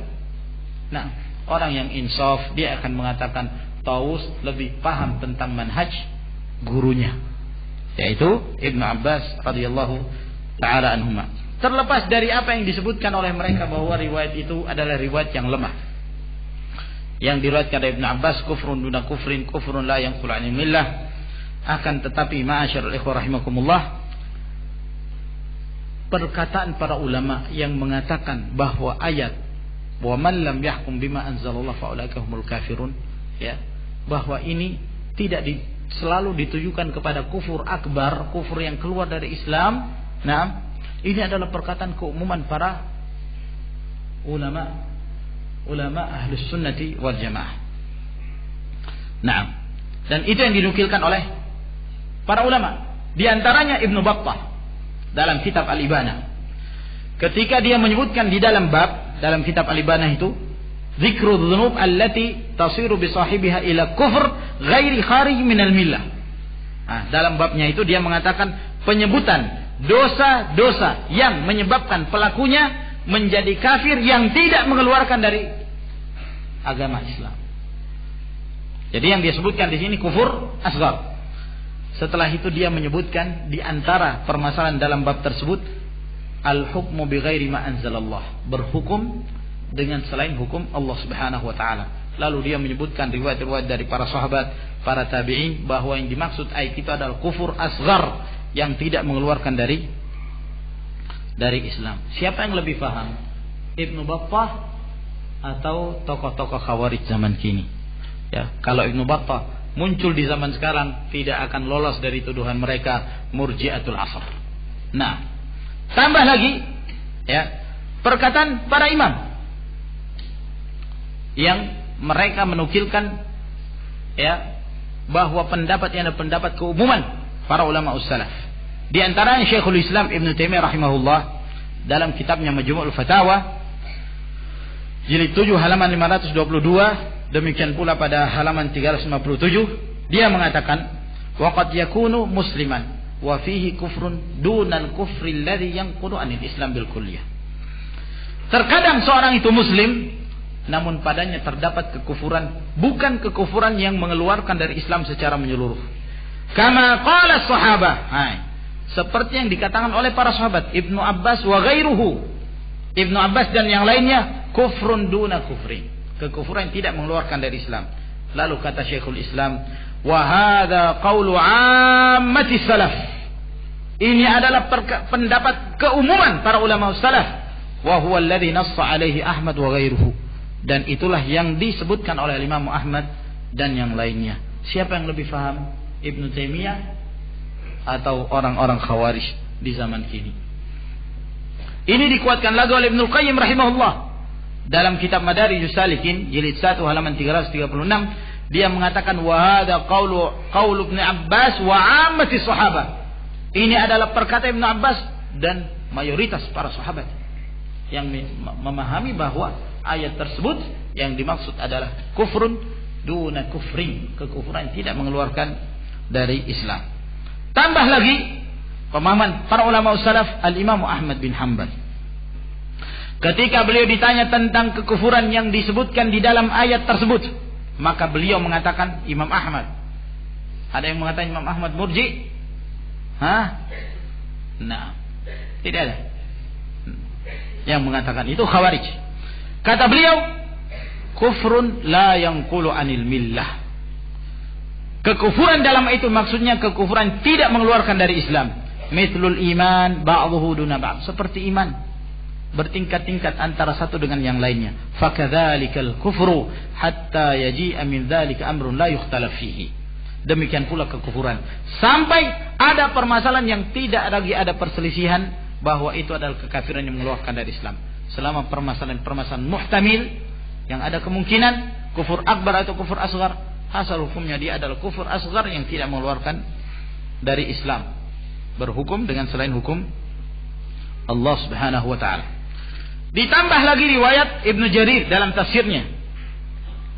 Nah, dia mengatakan telah memberitakan padaku Al-Mutsanna, dia berkata telah memberitakan pada kami Abdullah bin Saleh, dia berkata telah memberitakan padaku Muawiyah bin Saleh dari Ali bin Abi Talha dari Ibnu Abbas, ketika Ibnu Abbas menjelaskan firman Allah, "Wa man lam yahkum bima anzalallah fa ulaika humul kafirun."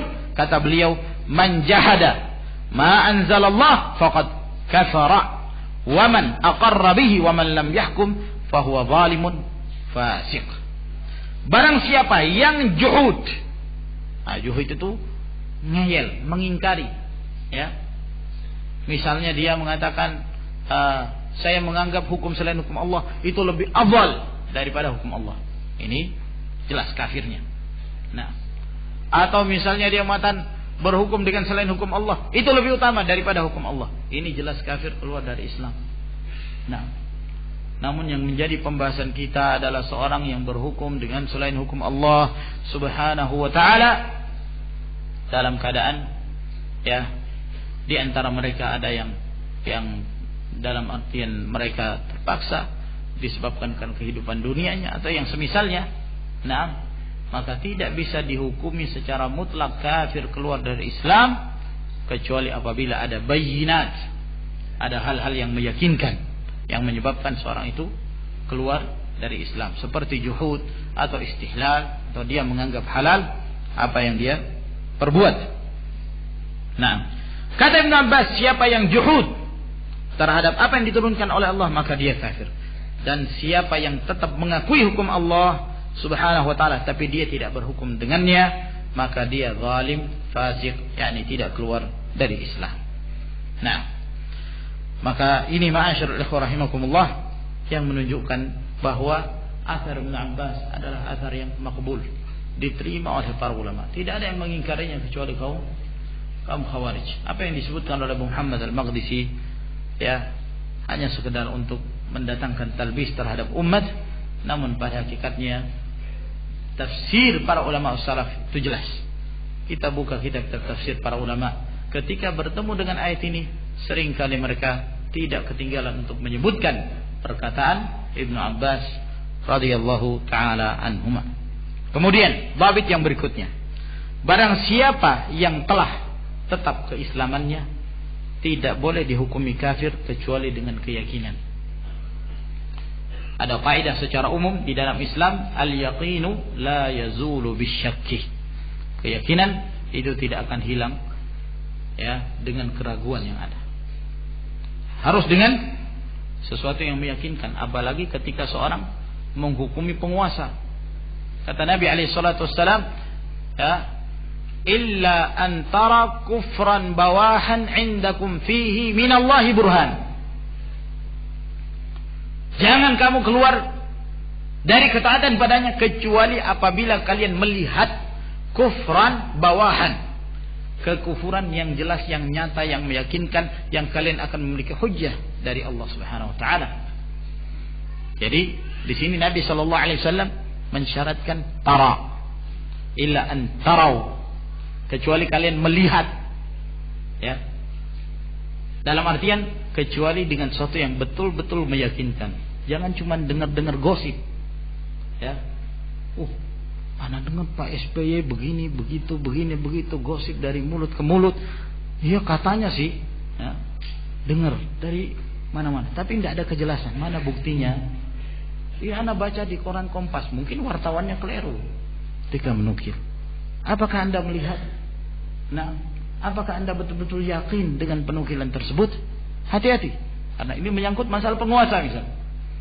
Tidak diperbolehkan seorang hanya sekedar menukil tanpa ada kejelasan. Dan Nabi SAW mengatakan illa antarau, kalian, bentuknya jamak, bukan hanya satu orang, ya. Nah, ana melihat fulan itu sujud di ada salib di depan, lalu dia sujud di depan salib itu. Nah, Anda melihat, oh iya saya lihat. Siapa yang lain? Tidak ada, saya sendiri yang melihat. Nah, jangan-jangan sentimen orang.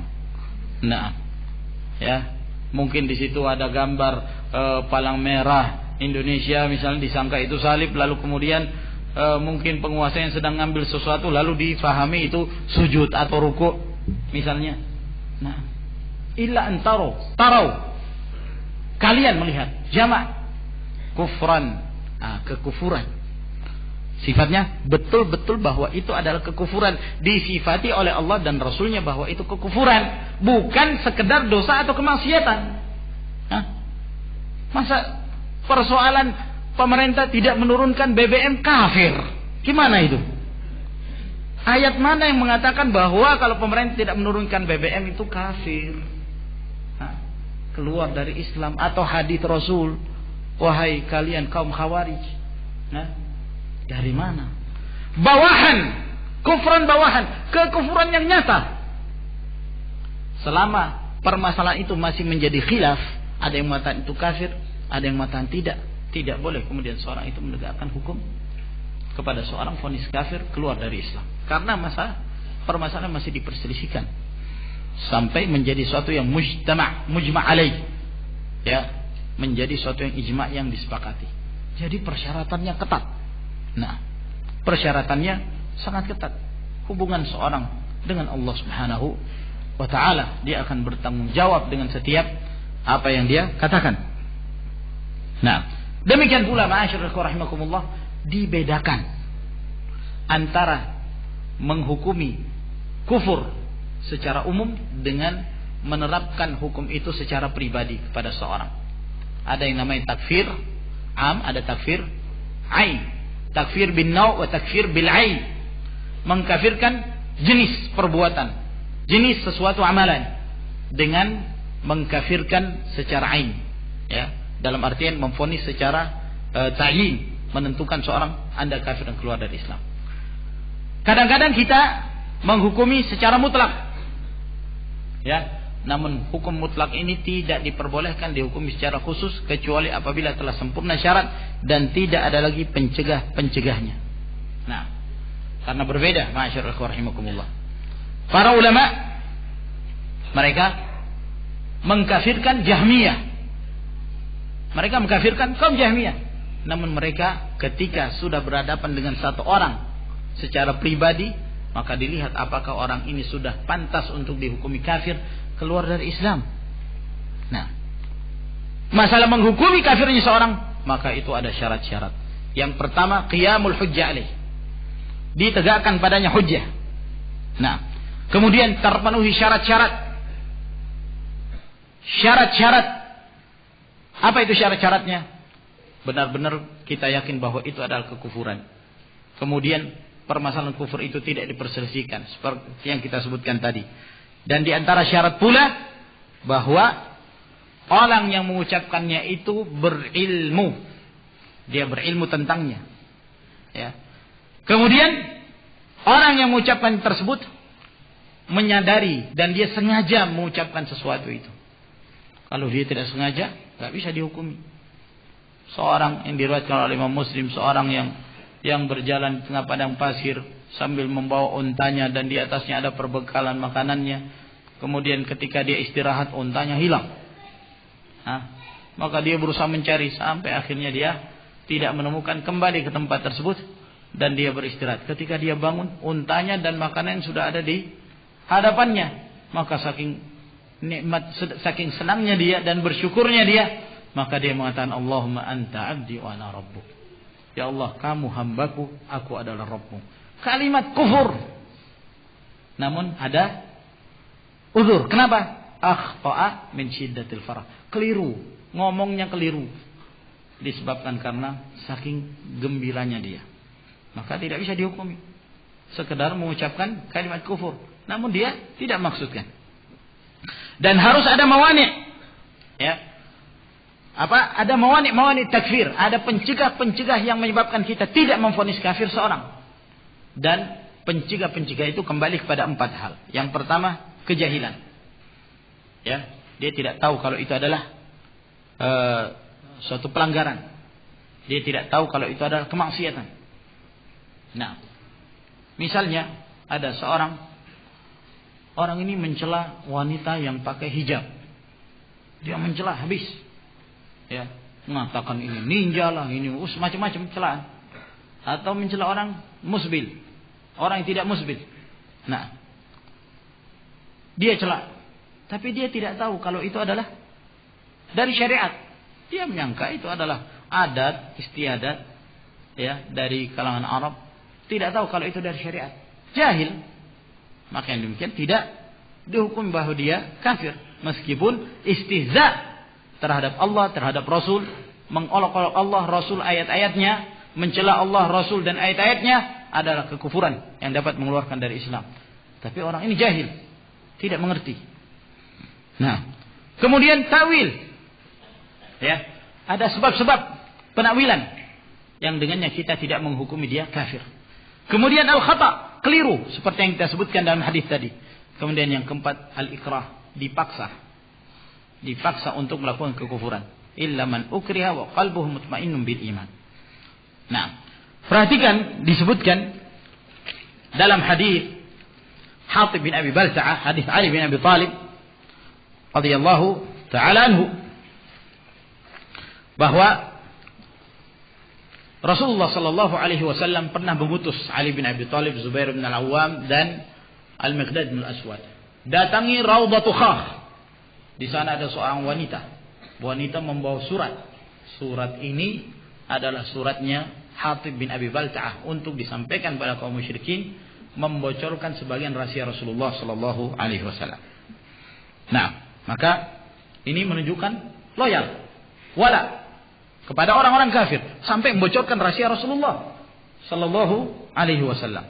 Walhasil turun wahyu, Allah mengabarkan pada Rasulnya. Maka Rasul sallallahu alaihi wasallam mengutus 3 utusan. Siapa tadi? Ali bin Abi Thalib, Zubair bin Al-Awwam dan Al-Miqdad. Berangkatlah mereka. Sampai di tempat yang dimaksud, benar mereka melihat seorang wanita. Maka wanita ini pun diperintahkan turun dari kendaraan, lalu kendaraan diperiksa apa ada surat itu. Nah, di kendaraan enggak ada. Maka mereka datang kepada Ali bin Abi Thalib, kami tidak menemukan. Maka Ali bin Abi Thalib mengatakan pada wanita tersebut, kamu berikan surat itu, au lanujarridannaki, atau kami telanjangi kamu. Ya, melihat Ali bin Abi Thalib sungguh-sungguh akan melanjangi perempuan ini, akhirnya surat itu pun diserahkan kepada Ali. Dibawalah di hadapan Nabi sallallahu alaihi wasallam. Dan di situ ada Hatib bin Abi Balta'ah. Nah, ketika ditanya Hatib bin Abi Balta'ah, apa yang membuat engkau melakukan perbuatan ini? Ya. Wahai Hatib, ini kan menunjukkan loyal kepada orang-orang musyrikin. Nah, sama seperti sebagian mereka sekarang ini, ya, hanya sekedar kunjungan atau ada kerjasama antara Arab Saudi dengan Amerika. Wah, ini berarti anteknya Amerika. Antek Amerika kafir karena loyal. Ya, ini ada pembahasan sendiri sebenarnya tentang masalah-masalah ini. Karena dia sudah mengarang satu kitab khusus. Kenapa Arab Saudi itu kafir?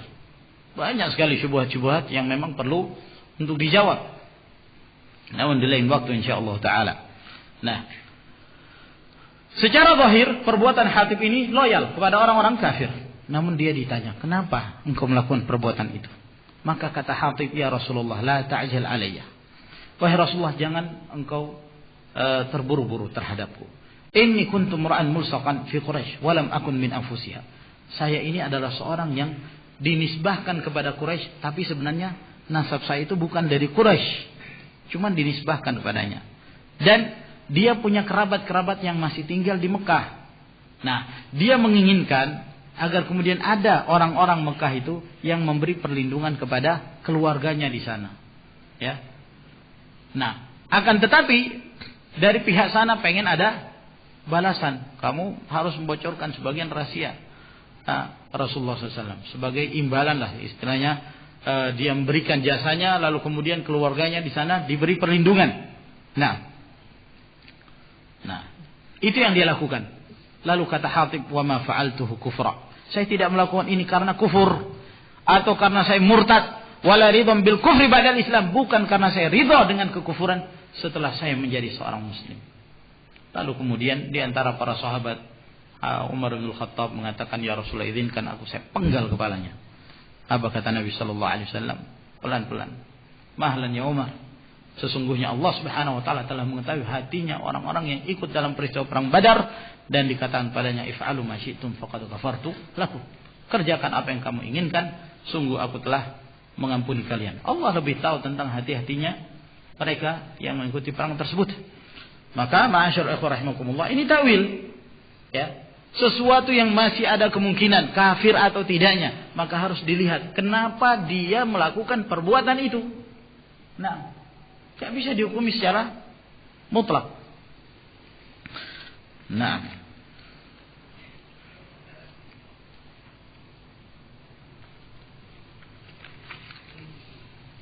oleh karena itu Syekhul Islam Ibn Taimiyah rahimahullah beliau mengatakan, Ahlul ilmi was sunnah la yukaffiruna man khalafahum wa in kana dhalika al-mukhalifu yukaffiruhum. Oleh karena itu, para ulama Ahlus sunnah mereka tidak mengkafirkan orang yang menyelisih mereka, meskipun yang menyelisih mereka itu mengkafirkan mereka. Nah, ini karena Ahlul bid'ah tidak punya insaf. Ahlus sunnah insaf. Ahlul bid'ah seenaknya kafir, ya. Tidak sedikit salafin dikafirkan oleh mereka, ya kan? Nah, kalau mau tahu tanda-tandanya, kalau ada imamnya Ahlus sunnah, orang ini nggak mau sholat di belakangnya, itu menunjukkan bahwa dia sudah berkeyakinan orang ini kafir. Nah, itu salah satu tandanya. Tapi Ahlus sunnah tidak mengkafirkan mereka. Kenapa? Li'annal kufra hukmun syar'i. Mengkafirkan orang itu adalah hukum syar'i. Falaysa lil insani ay yu'aqiba bimithlihi. Ya. Maka tidak berhak bagi seorang manusia untuk membalas seseorang dengan yang semisalnya. Kaman kadzaba 'alaika wa zana bi ahlik, laysa laka an takdziba 'alaihi wa tasni bi ahli. Misalnya ada seorang dia berdusta kepadamu dan dia berzina dengan keluargamu, maka tidak boleh kamu balas, kamu juga berdusta kepadanya, berzina dengan keluarganya. Tidak boleh. Nah, wa zina haram li haqqillah wa rasulih, karena perbuatan zina itu adalah haram, ya, berdasarkan hak Allah Subhanahu wa taala dan rasulnya. Ya.